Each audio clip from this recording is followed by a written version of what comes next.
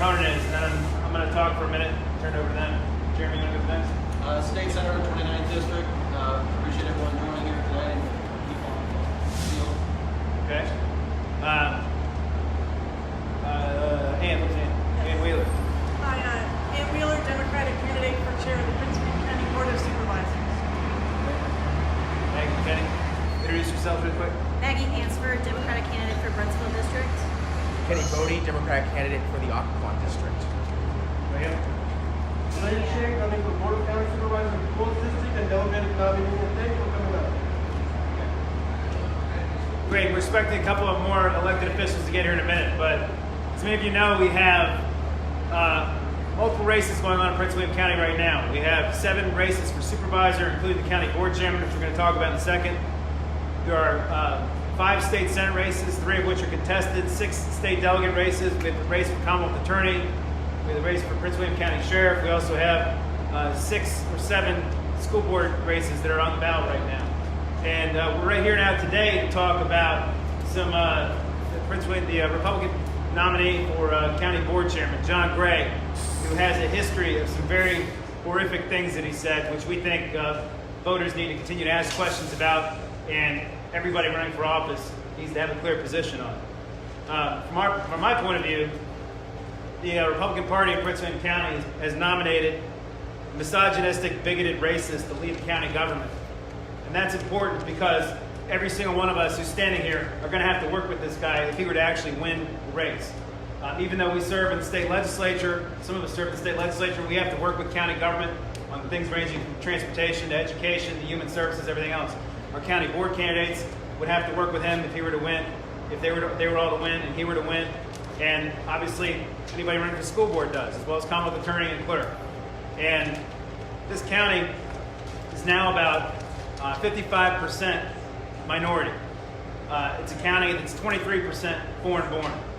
And many of the things that John Gray has said and put on Twitter publicly for the entire world to see in just the last 2 years basically condemns probably 2/3 of the people that he seeks to represent in very harsh, awful, horrific, extreme language. His rhetoric, as you say, it's anti-woman, it's anti-African American, it's anti-Latino, it's anti-gay, it's anti-Muslim. From our point of view, any candidate who refuses to repudiate his behavior is telling Prince William County residents that they will tolerate misogyny, bigotry, and hatred. We deserve to know where every single Republican running in this county stands on his candidacy. Having said that, I want to now turn it over to Senator Jeremy Pike for a couple of words. Thank you. I grew up in Prince William County, and this county is amazing in its diversity. To have a candidate nominated by the Republican Party put this not 20 years ago, but months ago, as a Republican nominee trying to lead this county is embarrassing. Every Republican running for office should denounce his candidacy and reject it today. No more waiting, no more excuses, no more apologies. This is our county. We will lead it. We will lead it with the diversity that we represent as candidates and lead this county forward. That's a simple message. There's no more explaining. These tweets are clear. They're clear in their message. They're clear in their denigration of so many people in this county. And it should not stand. Every Republican running for a school board, for a board of supervisors, for the Senate or the House needs to stand up and be a voice and reject this sort of behavior, these sort of words, and it needs to end. I'm going to turn it over now to Ann Wheeler, who's running against John Gray for county board chairman. No, I just want to say that the tone of these tweets is really despicable. And for someone who, and I thank my colleagues for taking up with this issue, to be someone who wants to lead the county with so many kind of tweets that are against so many people who live here is just unacceptable. Whether it's a state, local, or even U.S., these are the kind of views that we don't want to see in Prince William County.